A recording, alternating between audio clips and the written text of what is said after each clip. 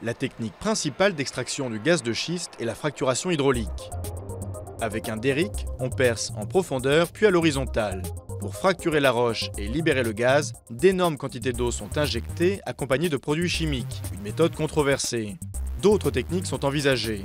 Certaines consistent à remplacer l'eau par un autre fluide sous pression, par exemple de l'hélium, du CO2, de l'azote ou encore du propane. La fracturation au propane est aujourd'hui l'alternative la plus aboutie.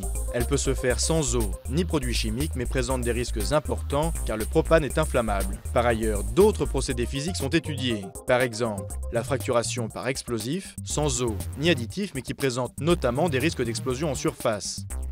La fracturation par procédé thermique, on chauffe le matériau pour déshydrater la roche, cette dernière se rétracte puis se fissure. L'impact de cette technique est encore mal évalué. La fracturation par arc électrique, on génère une décharge entre deux électrodes dans un puits de forage rempli d'eau. Une onde de pression est transmise à la roche qui se fissure. Mais cette technique est moins efficace car elle stimule uniquement la proximité immédiate du puits.